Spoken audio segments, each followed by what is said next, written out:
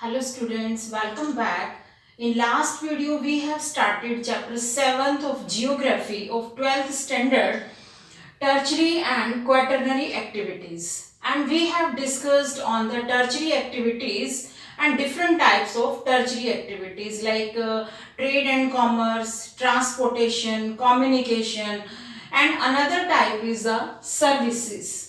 कि services this is also a type of tertiary activity कि different type की services हैं and different people provide different type of services कि अलग अलग लेवल पे लोग जॉब कर रहे हैं जो स्मॉल स्केल पे भी हैं और हाई स्केल पर भी हैं लाइक फॉर एग्जाम्पल कि अगर घर पे गार्डनर आता है, कुक है या मेड है, वो भी हमें सर्विसेज दे रहे हैं. अगर टैप्स रिपेयर करानी है तो प्लम्बर भी एक सर्विस दे रहा है. ठीक है. और अगर जो है हमें एजुकेशन लेनी है या ट्रीटमेंट कराना है तो doctors, teachers, lawyers all are providing services.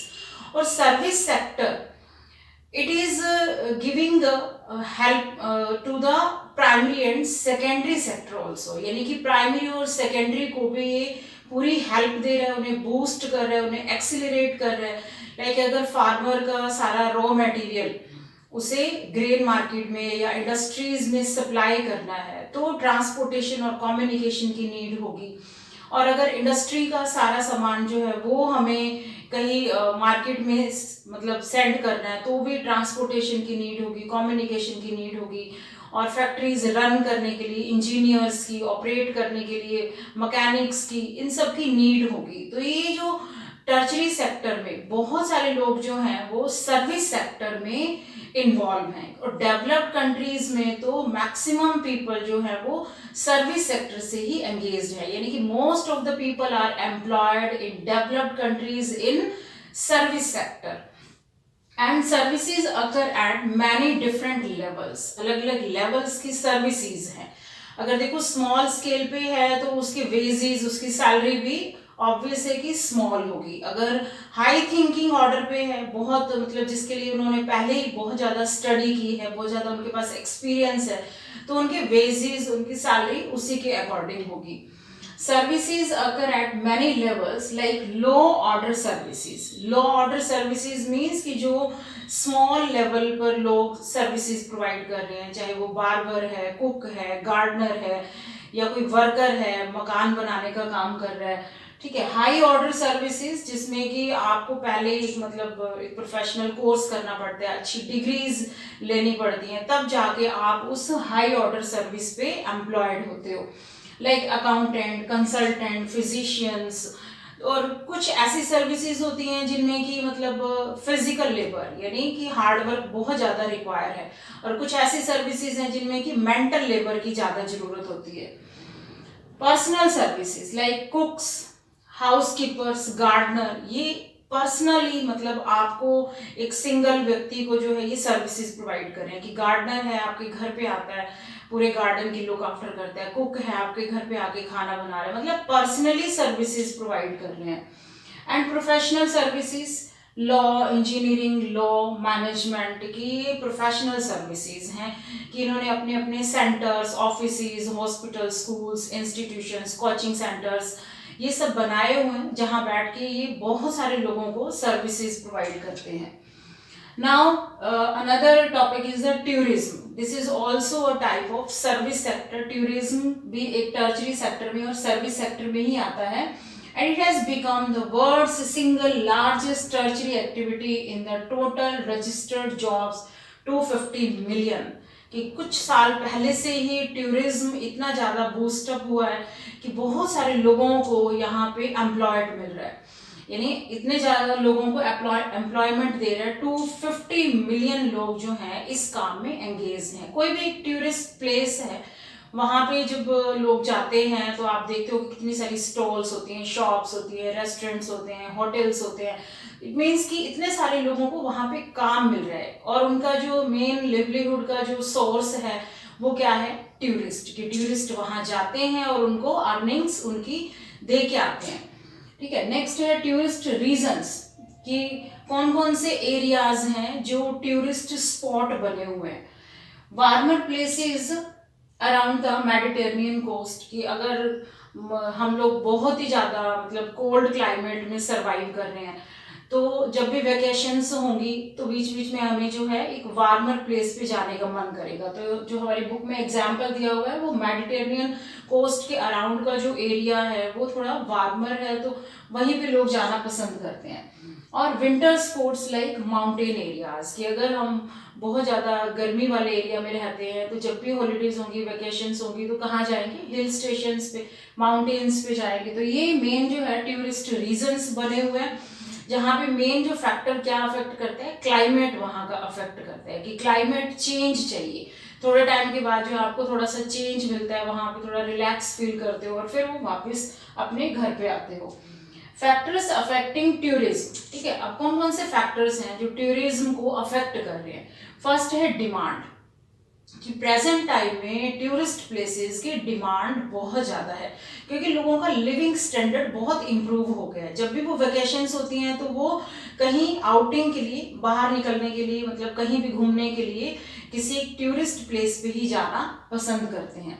दूसरा है ट्रांसपोर्टेशन, कि आज के टाइम में हम देखें तो ट्रांसपोर्टेशन के डिफरेंट डिफरेंट मीन्स हैं, और ट्रांसपोर्टेशन सिस्टम इतना ज़्यादा एडवांस हो गया, इतना ज़्यादा इम्प्रूव हो गया, अच्छे अच्छे हाईवेज बन गए, तो लोग जो है ट्रांसपोर्टेशन के द्वारा मतलब कंफर्टेबल जर्नी हो गई है उनकी। बाय एयरवेज भी अगर जाते हैं, रेलवेज से जाते हैं, या पर्सनल व्हीकल से, पर्सनल कार से जाते हैं, तो बड़ा कंफर्टेबल उनकी जर्नी रहती है। तो वो ट्रांसपोर्टेशन की मीन्स ने जो है टूरिस्ट को, टूरिज्म को जो है बहुत ज़्यादा बूस्ट अप किया है।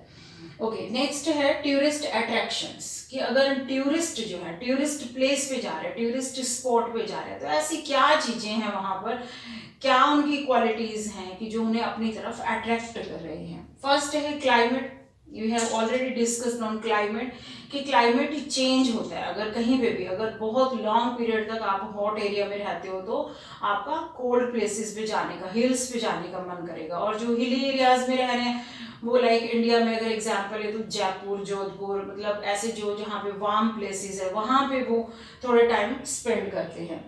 नेक्स्ट है लैंडस्केप, कि वहाँ की लेक्स, वहाँ के माउंटेन्स, वहाँ का जो मतलब पूरा सीन है, जो नेचर का जो मतलब प्रकृति की जो सुंदरता है वो देखने के लिए लोग वहाँ पहुँचते हैं। नेक्स्ट कुछ हिस्ट्री भी इसमें मैटर करती है, कि हिस्टोरिकल प्लेसेस, कि अगर आगरा जाना है ताजमहल देखने, या रेड फोर्ट के लिए दिल्ली जाना है, तो मतलब जो हिस्टोरिकल प्लेसेस है जो पुराने समय के बने हुए हैं, तो वो देखने के लिए भी लोग टूरिस्ट प्लेसेस पे जाते हैं। नेक्स्ट है कल्चर।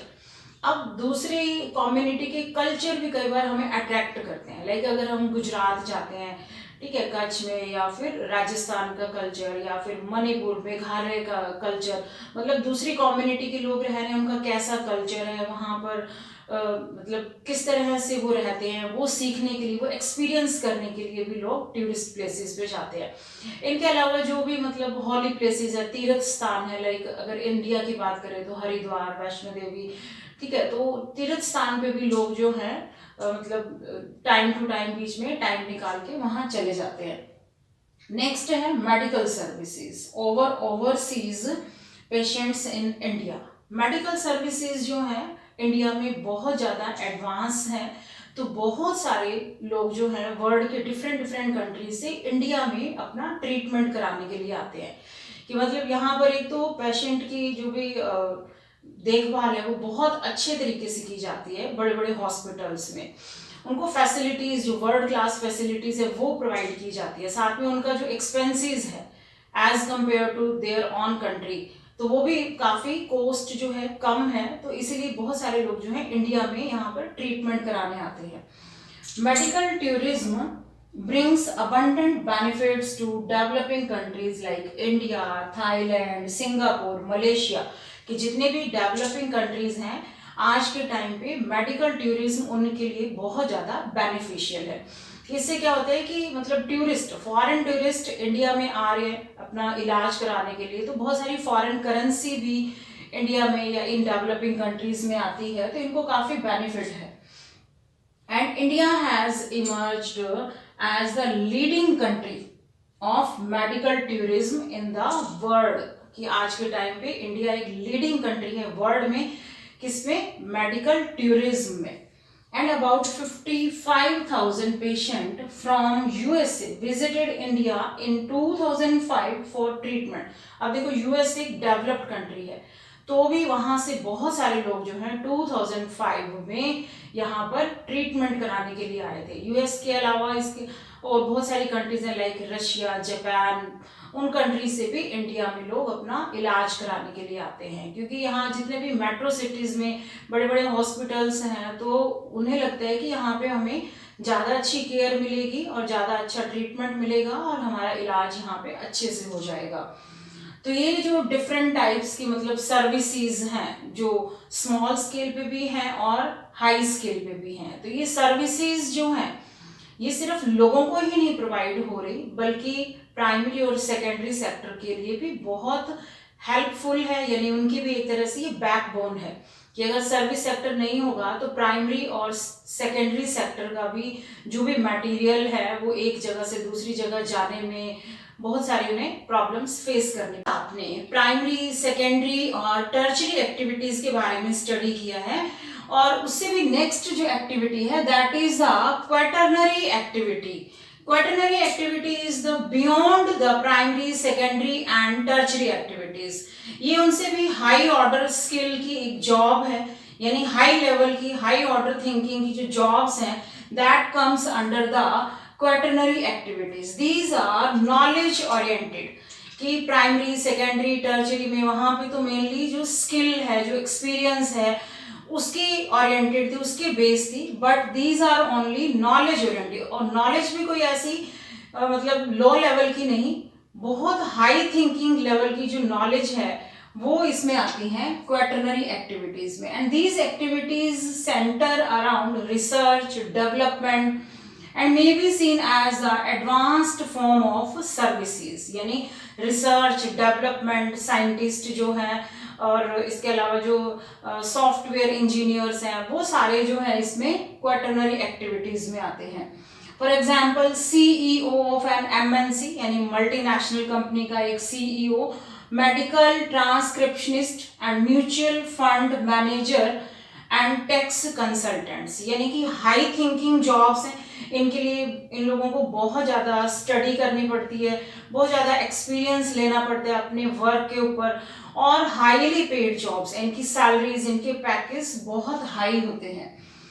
क्वेटरनरी एक्टिविटीज के बाद नेक्स्ट है quinary activities, the highest level of decision maker and policy maker perform quinary activities. कि हमारे जो पार्लियामेंट में जो भी मतलब डिसीजन मेकर्स हैं जो लाइक हमारे कॉन्स्टिट्यूशन में कुछ अमेंड करते हैं, कुछ चेंजेस करते हैं, तो वो सारे किस में आते हैं? क्वेनरी एक्टिविटीज में।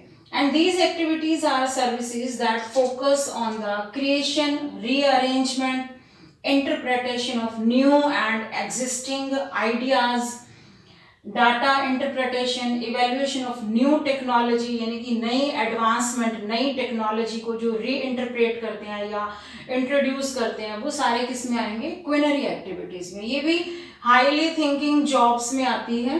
And these refer to gold collar professions.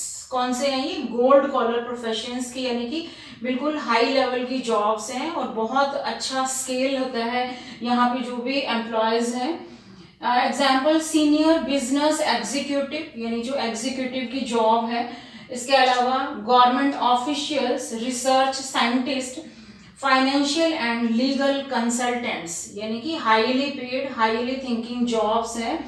Next है outsourcing, giving work to an outside agency to supervise the efficiency, यानी कि एक बाहर की कंपनी आगे दूसरी कंट्री में जॉब्स प्रोवाइड कर रही है। For example in India there are so many call centres कि बाहर की दूसरी कंट्रीज की कंपनीज यहाँ आके इंडियंस को जो भी वेल एजुकेटेड हैं और जो मतलब अच्छा स्पीकिंग है, इंग्लिश में फ्लुएंसी जिनकी ज़्यादा है, तो उनको अच्छी जॉब्स मिल रही हैं, बट उनकी जो सैलरीज हैं वो कट ऑफ कर लेते हैं, बहुत ज़्यादा उनको सैलरीज नहीं दी जाती।